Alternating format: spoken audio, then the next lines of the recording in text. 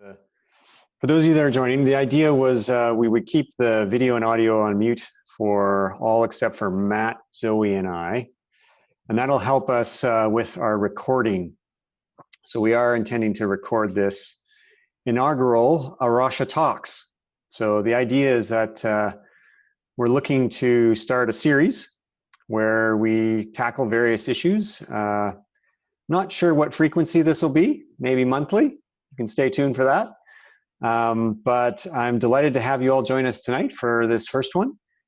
And first off, I'll briefly introduce my colleagues that are joining us tonight. So we've got Zoe Matties, Program Manager based in Winnipeg. And we've got Matt Humphrey, Director of Theological Education, and he's in Victoria.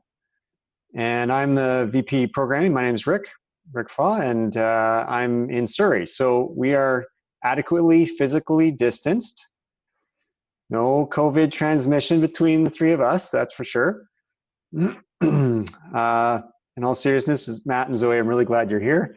This would be awfully boring if it was just me, but you will liven it up.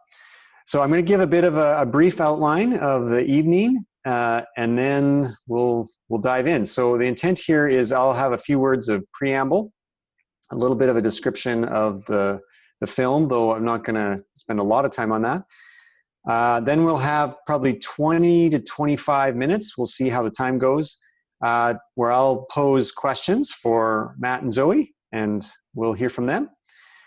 While that's happening, we encourage you to engage on the chat, the Zoom chat. And we hope that you'll be submitting questions or queries there. And after about 25-ish minutes, then we'll turn and deal with some of those or address some of those questions. And then at the end, I'll have a few closing words, and we're aiming to wrap up in about an hour. So it's just after 7 now, so we'll aim to be done somewhere around 8. All right, so with that, I wanted to, I think that's it. So I wanted to begin with a brief description of the film. I'm assuming everybody's seen it. That was the point of sending the link out, and hopefully you had a chance to watch that.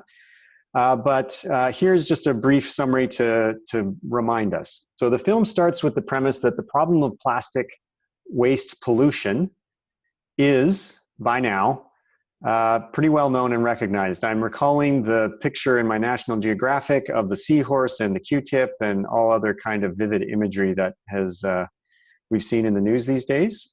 Plastic waste pollution is well known. The film questions, though, whether it's really a waste management issue. In fact, the film contends that for plastics, there is pollution at every stage of its life. Extraction, transport, refining, production, distribution, consumption, disposal, the whole gamut. One of the quotes early on is, "You can never solve the plastic waste crisis just by dealing with it as a waste issue. Who is making the plastics and why?" So, therefore, the problem, according to the film, with plastics is not fundamentally about how we dispose of them. Rather, the root problem is really that they are produced at all. The message from the oil and gas industry leaders, who, as the film describes, are the same leaders of plastic companies. Those companies are more or less one and the same. Those leaders would differ. Here's a quote from one of them. "I find the issue of unmanaged plastic waste deeply concerning. The challenge is not with plastics themselves, it is what happens after people use them." And I think the film is trying to critique that perspective. They're saying the problem is with plastics themselves. One of the fellows that's interviewed who is involved with waste management says, "I don't think we recycle our way out of this problem. We got to reduce and reuse our way out of this. And that's definitely not what Dow, DuPont, Procter & Gamble, Target, Starbucks are thinking," end quote. So The film, they visit a bunch of different places around the world. I think there's India, Indonesia, Philippines, San Fran, Texaco, or Texas, Pennsylvania, Europe. I'm sure I'm missing some. So it's definitely they give a global perspective. And they end by pointing to the work of zero waste initiatives. So among other things, these projects try to draw attention to the externalized costs of plastics. And these externalized costs are borne by poor communities. They're borne by city waste systems. They're borne by those that are around incinerators, these incinerators that must be fed more and more just to justify their existence. So the zero waste initiatives are trying to draw attention to that in order to, they try to draw attention to the externalized costs in order to advocate for producers to be more responsible for the waste and pollution associated with their products. So here's kind of the final quote I'll mention at this point. If you want to stop plastics, if you want to truly confront the plastics crisis, fight to end fossil fuel subsidies. Make companies accountable for the life cycle impacts of their products. The moment that Exxon, Shell, Chevron, DuPont, and Dow own the impacts of these products, the plastics crisis will be over, and not before then. So that's roughly where the film wraps up. Plastics clearly connects a whole web of issues, and the story of plastic film does a good job of illustrating that. There's economics, there's ecology, there's legal questions, tons of health issues, justice, politics, and more. These all intersect. We live in the midst of that tangled web. And for many of us, we're trying to follow Christ in the midst of that somehow. That following of Christ is discipleship. Discipleship has many dimensions to it, but I want to use that lens, the idea of following Christ in the midst of interlocking issues. I want to use that lens for engaging the topic of plastic tonight. So one of those, so we'll start there, and one of those dimensions of discipleship is lament. There's a long history of lament in Scripture, especially in the Psalms. So my question to you, Matt and Zoe, when it comes to plastics, what do you lament? We didn't rehearse this, so who wants to go first? And make sure you unmute yourself. Zoe, over to you. You start us off. Sure, I'll go first. I think if I'm reflecting personally, one of the things I lament the most is the just the inaccessibility of alternatives. I went out to try and find bulk liquid hand soap the other day, but there's only one place, maybe two, in the entire city of Winnipeg that has it. And then I got there and I realized that I had forgotten my jar. So I drove far, and then the only option for me was to buy plastic to put my bulk soap in. So it's just, it was fine for me because I have a car, I'm able to access it, I can take that time, but it really feels like kind of a luxury of a luxury to be able to make all these extra extra actions to get something that's not plastic. So I lament that it's a luxury and it's not more available. That's where I would start. Yeah, you're here. How about you, Matt? What do you lament?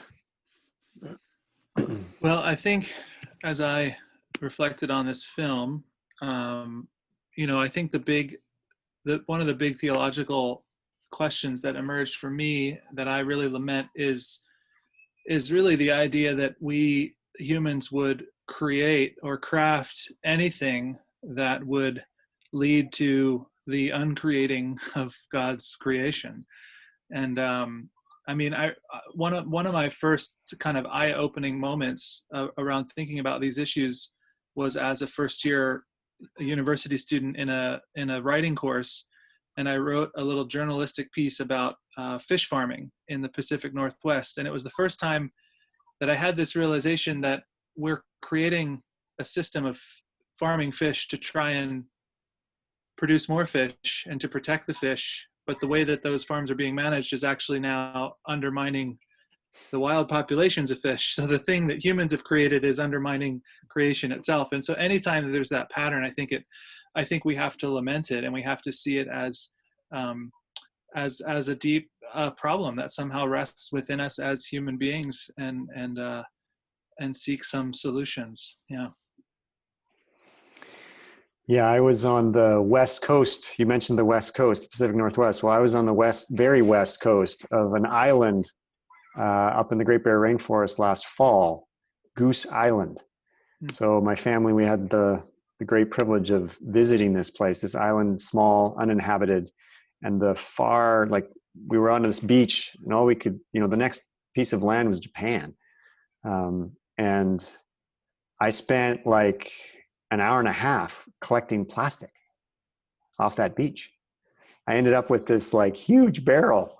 And it's just, when I thought of what to lament, I mean, that's certainly an experience that I've had recently where I was like, oh, what are we doing?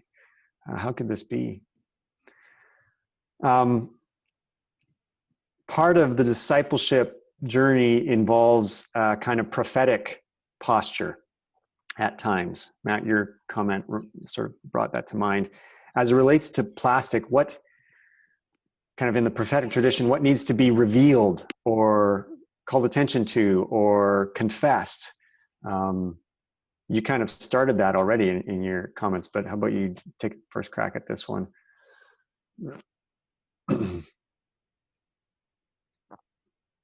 Sure. Yeah, I think there are some key ways that that there is, I think, a cry of those who are suffering or are hurting. I mean, I think, Zoe acknowledged that to some degree, I have a life where seeking eco-friendly products is a choice, is a freedom, is a luxury, and yet for the vast majority, this is not the case. And so I do think there's a real cry for a word of critique against that. And for me, I think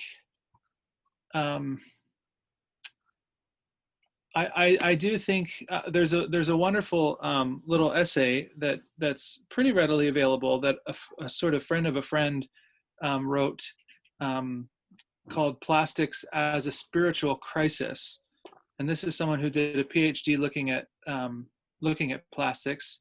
And it's in the little book, Watershed Discipleship, which I can put in the chat. I was a part of publishing an essay in this book a few years ago.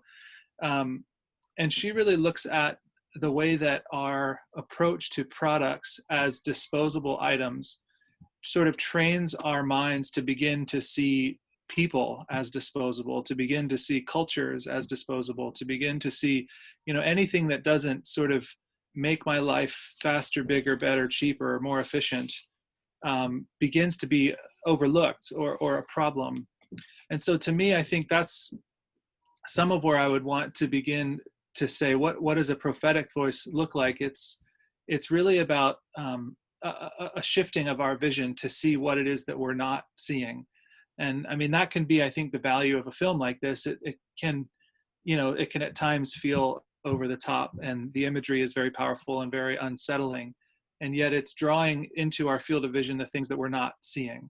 And then I think for us as readers and students of Scripture to say, those things that we fail to see, God sees, and those voices we fail to hear, God hears.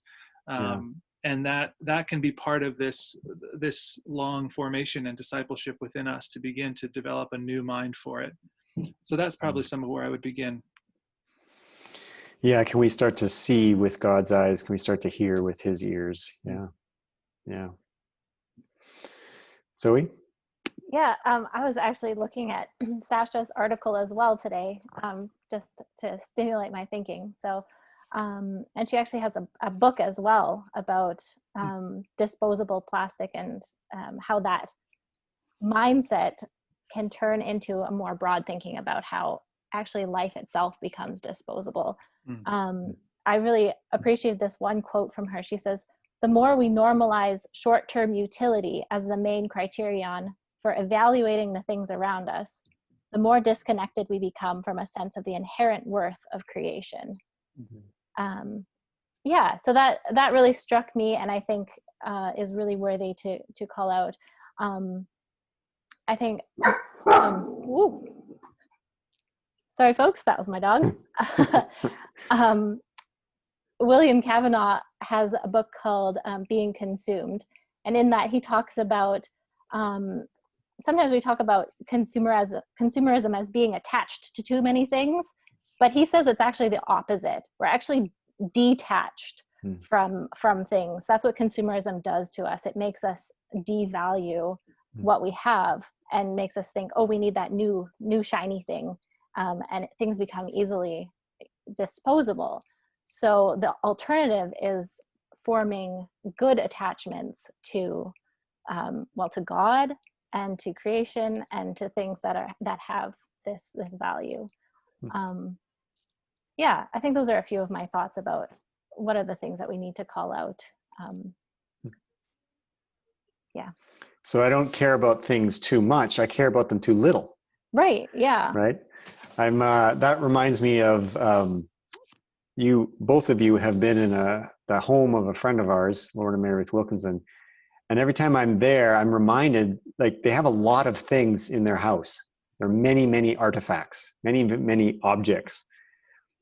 But I'm never failed to be amazed at how each one of them has a story. Like each one of them has a kind of history. We acquired this when, this was a gift from, this, we made this, or a student created this when, this kind of thing. It suggests to me a kind of attachment to things that is healthier than the ones that, yeah, the cup got a crack in it and I don't care, I'll just throw it out. Yeah, one of the questions that was posed in somewhere I was reading was, there's this whole movement of, does it spark joy? If not, get rid of it, right? Yes. What if we ask the question, did it spark joy for the person who made it? Or did it spark joy in its life cycle? That might help us make better decisions when it comes to how we consume.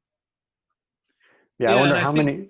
Go ahead, Matt. Well, I think that gets at the kind of philosophical problem at the heart of this, which is that we are trying to create things whose kind of end goal is to not exist. We're trying to create, and this is, I learned this. There's a great a friend who's a Jesuit, Greg Kennedy. He works now and helps run the Guelph Ecological Center. I forget the exact name.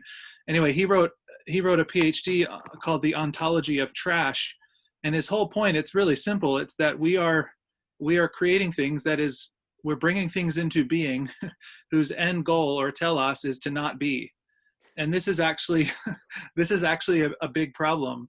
And I think it's a problem for us, particularly who believe in a loving creator, because I don't think there is any such thing as waste in God's creation. I think that whatever is made is sort of recycled and upcycled and continuing.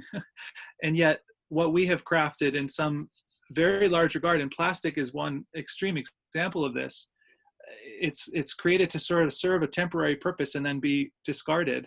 And so your point, Rick, about where I thought you were going with the Wilkinsons, they live on an island, and every time you visit them, you get a little mini lecture about how there's no dump on the island, which becomes there is no away. And it becomes a kind of important point about the fact that we live in a closed system, a closed relational world where all the things we create continue to exist, even if we don't think they do. And they show up in places like in our skin and in our blood and places we don't think they should. But at the heart of that, to me, is this really perverse question about creating things that don't have a purpose beyond just a short utility. And that quote you read, Zoe, I think shows that beautifully, that we begin to see the world through that lens. It's a very reduced vision of the world God's made. I'm going to jump in there and ask another question. So then, regarding the plastic in your life, or perhaps somewhat more broadly, given the the kind of posture that plastic kind of cultivates in us that you guys have articulated. What practices, what habits, what behaviors, what, dare I say, spiritual disciplines do you practice yourself? Do you put into practice, or that what habits are a part of your discipleship as you try to resist the philosophy that says everything's disposable?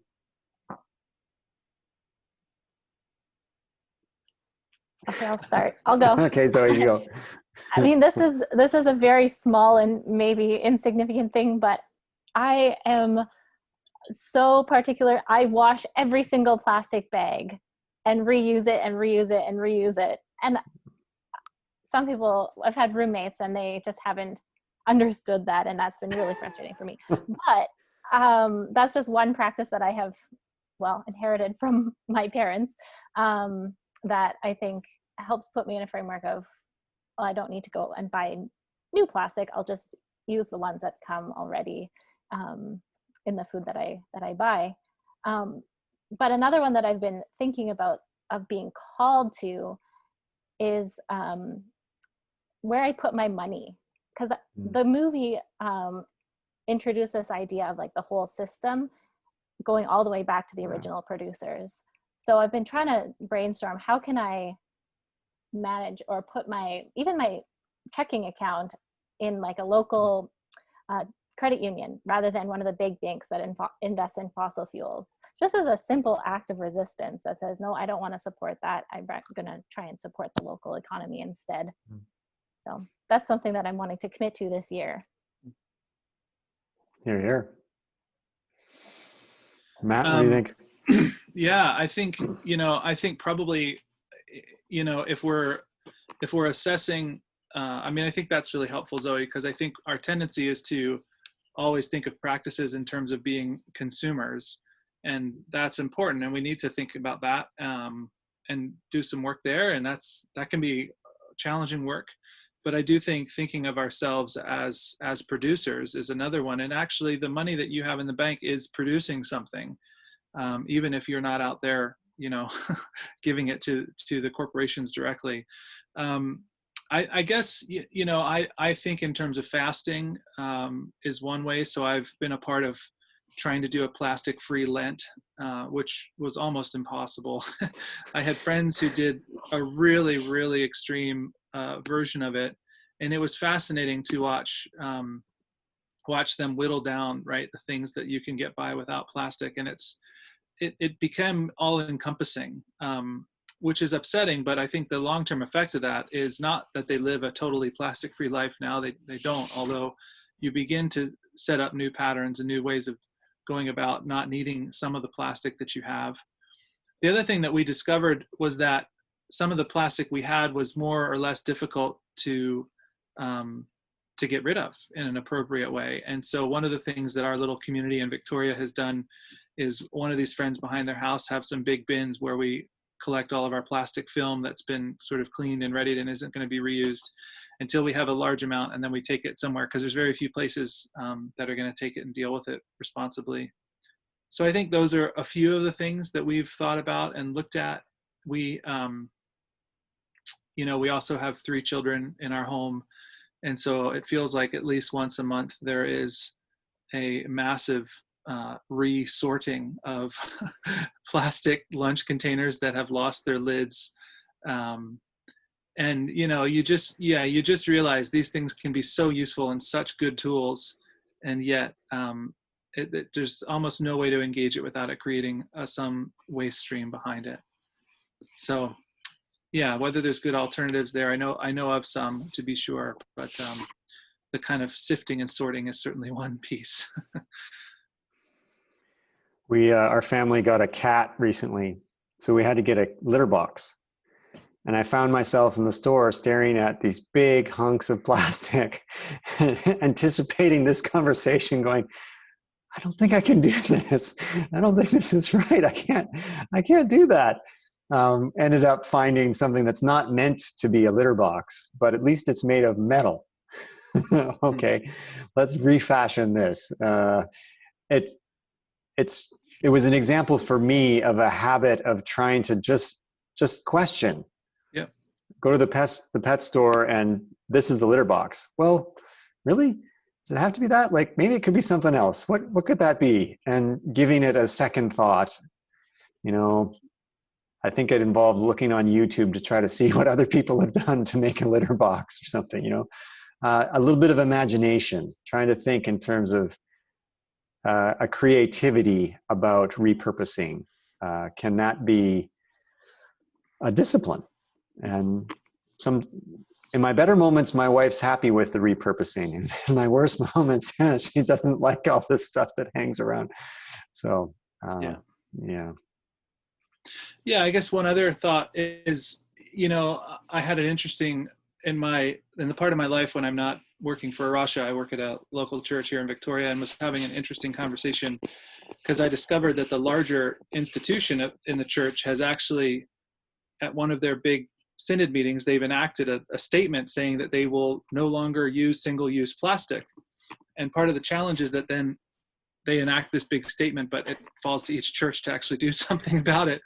And so we were having this conversation, and I was amazed at how some of the input, it's like, you know, grocery stores for a while in Saanich got rid of the single-use plastic bags. They just wrote a new bylaw, got rid of them, but they don't have plastic, you know, bags for your groceries, but they still have plastic to put your vegetables in. Yeah. Everything's still wrapped in plastic. And some of the pushback that I got from people was, it's so ubiquitous. What's the use in even cutting out one piece when there's all these other pieces over here? Right. And I think, so there's one extreme that says we have to get rid of it all right now. And one that says there's just too much, just live with it, it's fine. And I feel like there's probably some middle ground to say, we certainly should strive to get rid of this and to improve. And there may be times where we kind of realize, well, we're going to kind of consent to use some of it, but with a different posture than just, that's just the way it is, or who cares? You know, with COVID here, you know, all of the shops, everything was closed for so long. And I had this really interesting experience when a few things started to reopen, and I realized I haven't gone into a coffee shop and had a freshly made coffee for, you know, weeks. And I can do that, but they won't accept my little travel mug. They're going to give me this paper mug. And I finally said, you know what, I'm going to do it. It's a luxury. I realize there's a waste element, but the joy of that little thing. So I feel like there's some way of recovering some gratitude, some joy, that while these are imperfect and causing harm, there are appropriate times to use those. But that's something that I think requires a different sort of disposition that really has been reframed away from accepting a lot of waste and accepting the disposability and all of these other things that we've talked about. Yeah, I think that's bang on. And we often encounter the attitude like, well, it's just too overwhelming. There's nothing I can do about it personally, or personal actions won't do anything. But I think that kind of misses the point. When we take actions in our personal life, that's about changing our character, our posture, and it helps shape a culture when we take actions personally. So I do think that they're useful, even if they feel small, or if it feels like the problem is just way bigger than individual actions can help. So. Yeah, the mention of the bans, like, does it make a difference? Right. That's one of the things. I can't remember actually if it was in the film or some of the resources that I looked up after the film, so I might be getting this confused, but was how the petrochemical companies are getting scared. When plastic bags were banned from whole cities, they started to wake up and take notice. Hey, wait a minute. Now that starts this whole pushback around, wait a minute, plastics really are the best thing since sliced bread. Like they're you know, they get into their mode, their advocacy mode. But it struck me, on the one hand, the plastic bag ban is, you could argue, trivial. On the other hand, it caught some attention. Like, it caught some people's attention, and it kind of, that's partly what we need. It's partly what we want. So, okay, so maybe that's not so trivial. The other thing I was going to say is I was looking in our bathroom the other day, and I have this small container. It's just a rectangle box like this, and it's very simple. It just is a friction fit, a lid that slides over top. That's it. Pulls it up, and it's where I keep my soap, particularly if you're going to travel with it or something, right? And I'm like, I've had that. I looked at that for a second, and I'm picking up the idea that there are some things that are appropriate. And I realized, I think I've had that container for 20 years. And it's as good as it was the day it started. I'll have that for at least another 20 years. And then the other day, Krista came home, my wife, she came home with another one of these soap things because trying to equip the kids, if he was going to get one. And it had a hinge and it had a latch. And it's very small. And I said, that's going to break quick. And after watching the film, I'm like, they designed it that way because my plastic soap container, they're not making any money off me because I bought one 20 years ago and I'm going to have it for 40 years. Those other ones that break, that's where they're going to make their money. And it struck me, okay, can I look at things with that kind of lens to try to discern the appropriate good use? This is in the shower all the time. The fact that it's plastic and will stand up to water, that's actually really useful. But maybe not that one. Let's take that one back. I think I'd like to turn to a couple of the questions from the chat here. Yeah, they're starting to come in. Here we go. Here's one. We are addicted to plastics as whole societies. I wonder if the 12 steps have anything to offer us in addressing this addiction. Who wants to comment on that one? Absolutely. Yeah, I think the 12 steps in recovery work is probably one of the best and most underutilized tools for thinking about the way that we have come to relate to creation, whether it's plastic or any of our kind of consumptive patterns that are so out of sync with creation. I think there is, and to me, it's such a powerful antidote to, Zoe, you were saying earlier, people feel very disempowered. They feel like my actions can't make a difference. Well, the first step is admitting there's a problem, is admitting you're powerless. Actually, something has a kind of claim over my life that I can't just enact through my will to overcome. That's the first of the 12 steps. And then there's this kind of, appealing to a power outside of yourself, et cetera, et cetera. But then somewhere in there is you take an inventory, right? You take a kind of moral inventory of yourself, and admit that to God, but also then begin later in the steps. You actually begin to say, if you're an alcoholic in recovery, you say, gosh, the impact of me living this way, it hurt my kids and it hurt my work, and and you actually start to do work to make some amends to that.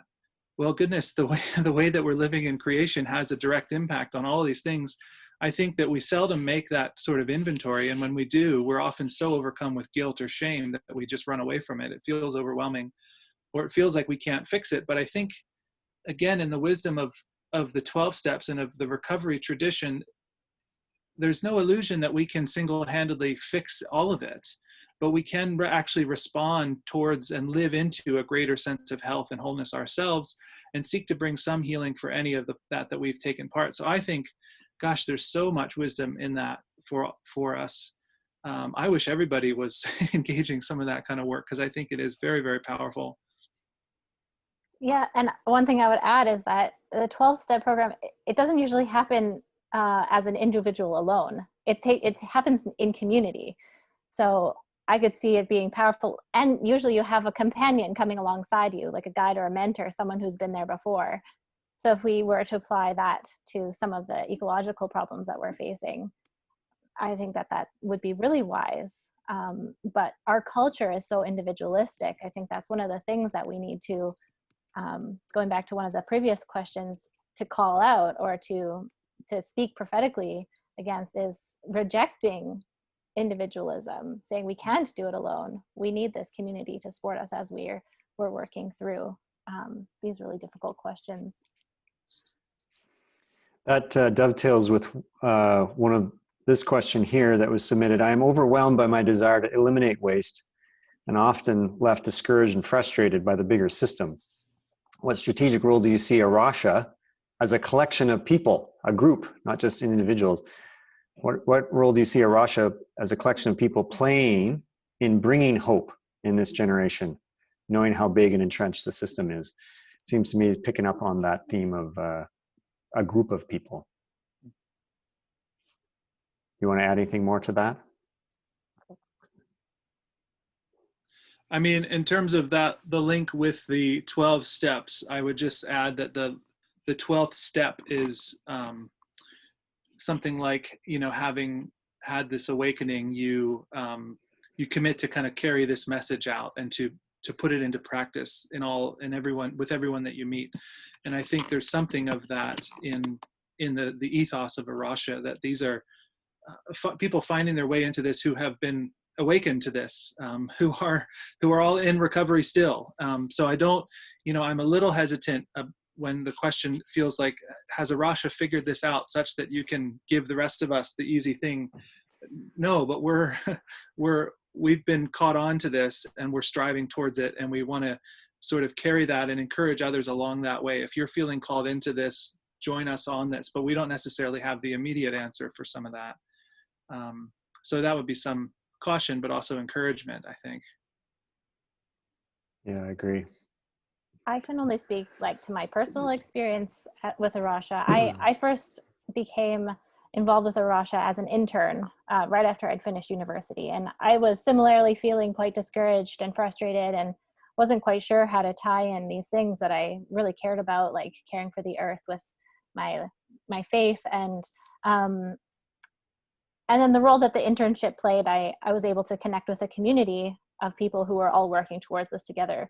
It was tremendously foundational for me in my life. And so I think with especially A Rocha's internship program, that's a really strategic role in helping young people, ask big questions and learn together and grow and be equipped to do that back in their lives and whatever their roles that they end up doing.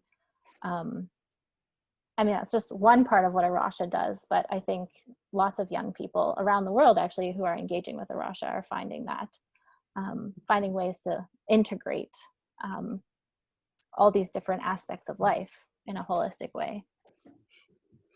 Yeah, in my observation, I'll jump in there, like whether it's interns or other people, what I at least hope that folks that come and come alongside A Rocha's work in some form or another, what I hope that they encounter, kind of like what Matt was saying, like not answers necessarily, but people who are seeking for how to follow Christ in the midst of this tangled web.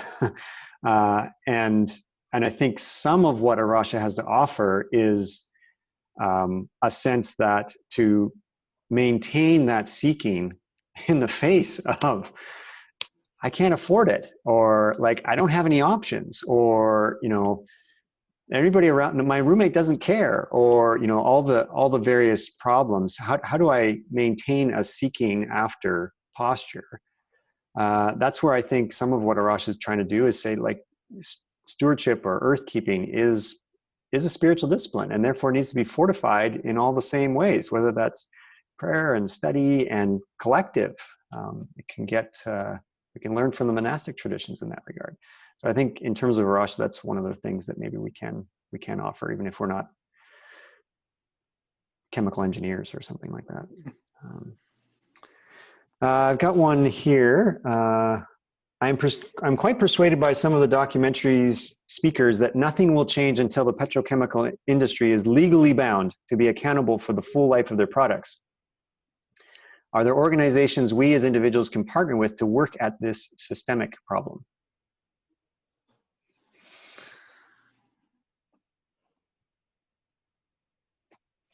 It's a great question. I'm not sure I know of of any. I know there are many advocacy organizations that are working at this. In Manitoba, there's one called Manitoba Energy Justice Coalition, and it's a collective of people and organizations working to bring attention to the issue. Yeah, that's just one from Manitoba. I don't know. I'm not sure if anyone has any others. Yeah, I'm afraid I haven't done that research to be able to offer that. I mean, I guess though, I would want to think about, there's quite a lot of advocacy organizations that, I mean, in a lot of ways, the environmental issues it's the first kind of like, it's the intersectional issue, right? Like so if you're interested in clean air or clean water, well, plastics touch that. But also if you're interested in workers' rights, plastics touch that. If you're interested in, rights for whoever it may be. So it seems to me there'd be a lot of allies in that. I do think, yes, the film, I think helpfully, as opposed to lots and lots of documentaries that have been produced that sort of give you an hour and a half of feeling terribly and then 10 minutes of how you could change your life with your consumption. I think this film was helpful in showing just how problematic the policy side of this is, and that is a very big lever that could definitely be pulled. That's not generally the kind of approach, the forward approach of A Rocha as an organization, but we do support that. I think in a way our emphasis is probably a bit more on, well, who are the people who are going to push for those sorts of policies? How do we help form people who are going to really care enough to then push the government to care? And I worry sometimes that there's an idea that we could short circuit that we don't need to worry about all these sort of plebes out here in the masses. Let's just get the right policy in place. And I think, again, as you see with something like a ban on plastic grocery bags, that it does achieve some good. I think it should happen, and there's a wider array of things that need to happen alongside it. We will be the story of plastic organization that we got the movie from, that got the film from.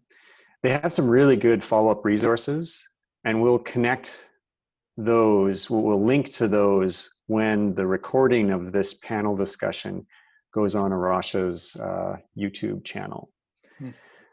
Those resources have list some organizations, list some ways to advocate for the question of how to partner with and engaging the systemic problem. So that's another place I'll point people to.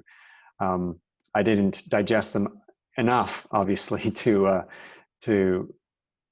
remember them off the top of my head, but I remember noting, oh, they've done some homework and they've got some listed there. Got one here. It is very hard to explain to people not aware of the concept, there is no away. Any ideas for simple ways to talk about this concept?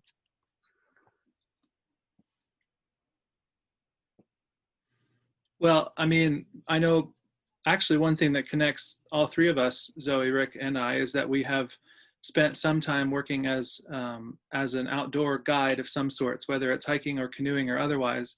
And I think that that's one of the powerful things of these little short-term treks that we make into wherever, is when you have to consider carrying everything in and out, you get a different vision.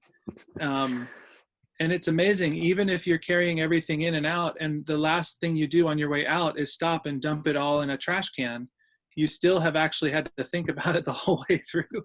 So, I mean, we just, most of us who live with relative affluence in the West, we've just never had to pause and consider that.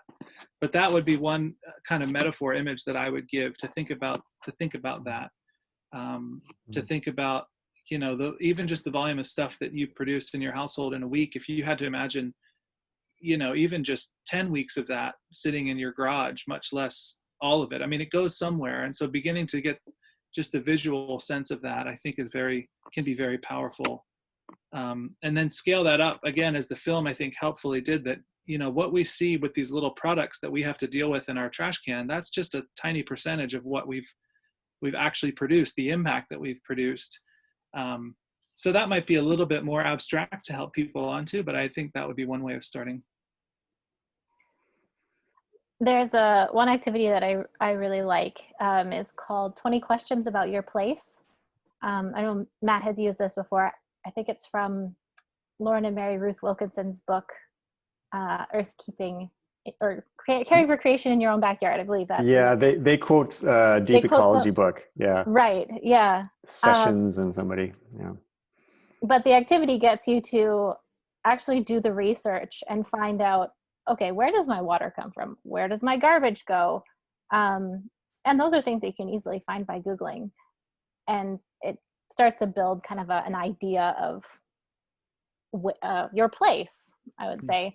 And that is a really helpful, once you have more of a deeper understanding of your place, where you are, I think that can help also build this idea of what away is. I remember a book I read years ago by David Corton.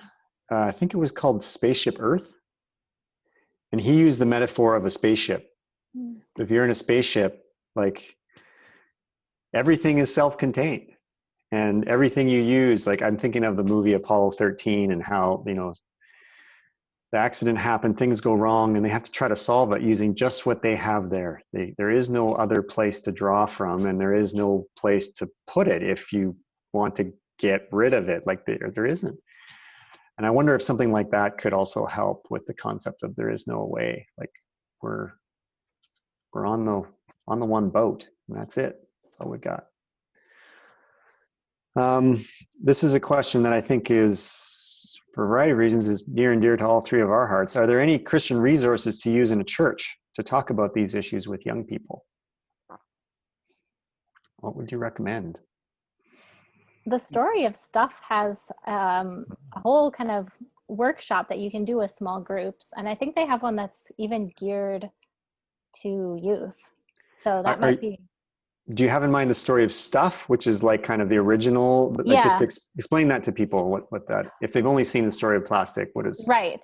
Yeah. So the Story of Plastic came from a previous iteration, which was called the Story of Stuff, and they did short YouTube videos, kind of explaining this idea of where stuff comes from, where it goes.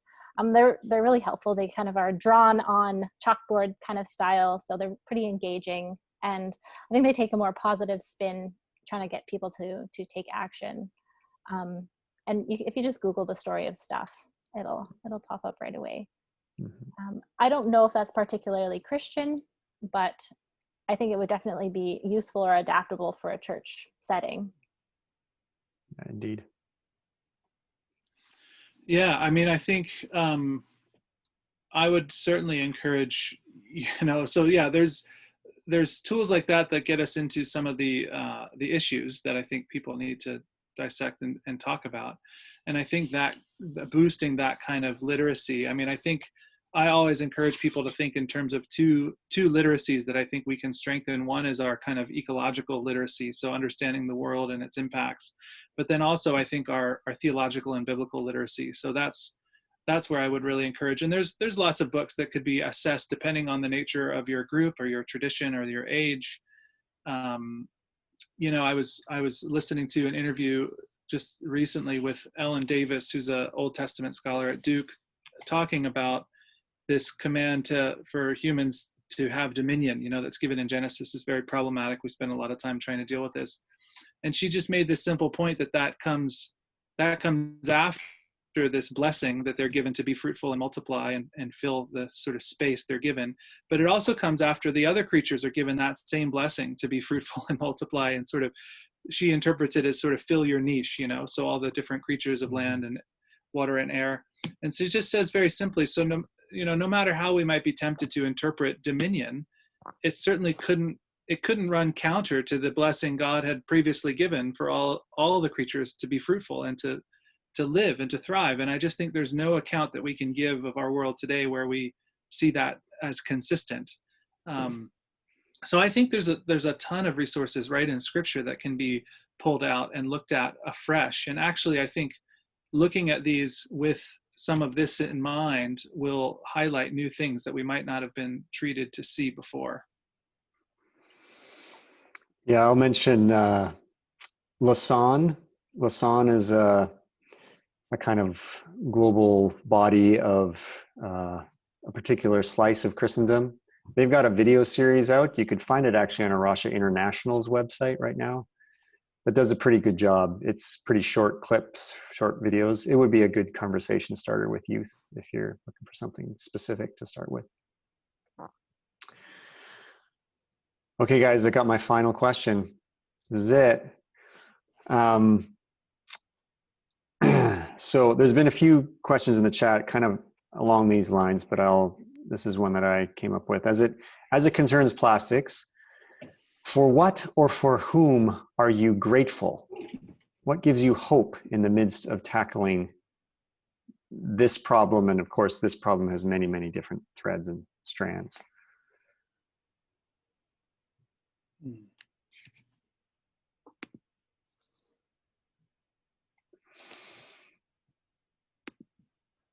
I think for me, the increasing popularity or the amount that it's in the media is hopeful. I think more and more people are becoming aware to it. I was recently visiting with a group of young people who are all on a discipleship training program called Out of Town. And so they travel for the whole year. And when I was visiting with them, I was just really amazed at how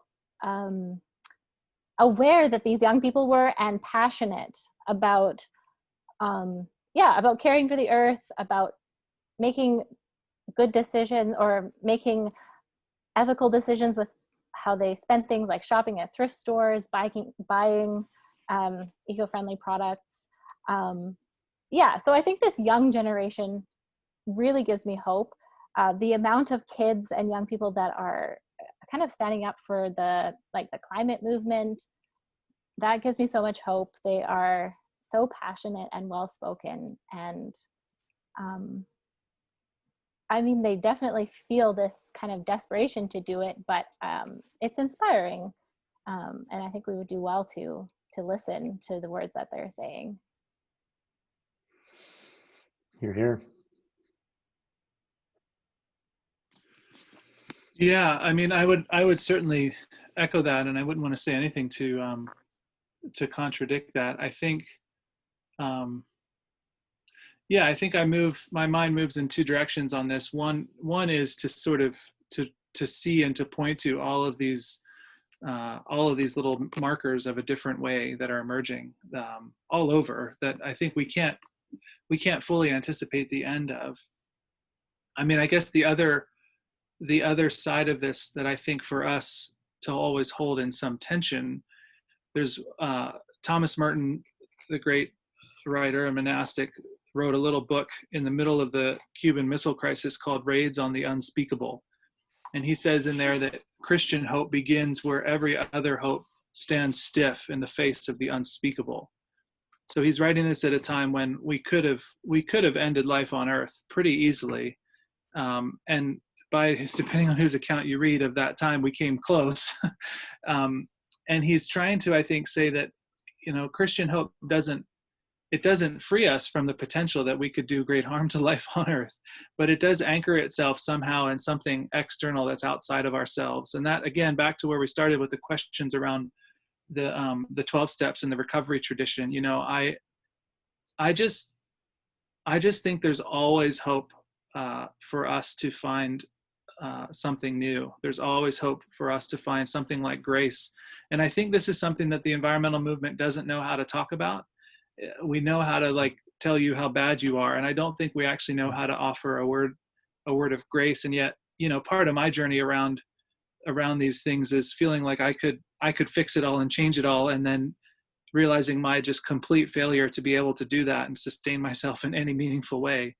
And so while I'm very hopeful for a generation of people coming on board with this, I'm also hopeful that when that falls apart, or when there's moments of doubt or despair, there is a resource that's great enough actually to hold us and to carry us. And this, I think, is where the gospel to me speaks a word that we don't hear anywhere else. It doesn't let us off the hook for doing the hard work on these things. I don't think God's going to just swoop in and rescue us. We might we might face some difficult times with the climate, but I do think there's an anchor for our hope that's beyond ourselves, that I always want to be pointing to in whatever it is we're doing. Yeah, amen. Well, I'm going to circle towards the end here. First things first, thank you very much, Zoe. Thank you very much, Matt. Really appreciated it, your time and effort.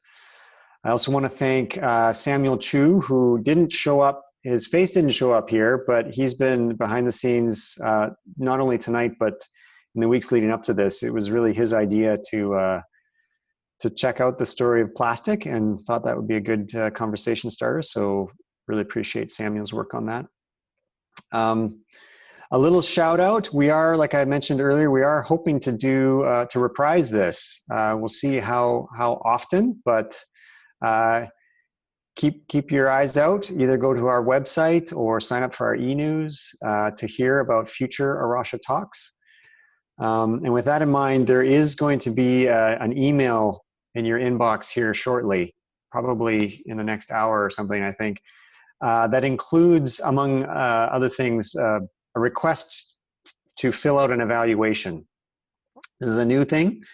Help us make it better. Help us identify ways in which, or topics in which you'd like to engage. So please fill that out, and tell other people if you found this at all interesting, and we'll do it again. So I think that's a wrap. So thank you all for who joined. I'm sorry for all the questions that were in the chat that we didn't get to. It's good to have more than not enough. So thank you very much. I do wish I could see all the people, but you know, that's the way this is going to be. Look out for the recording. It'll come up onto A Rocha's YouTube channel not too long.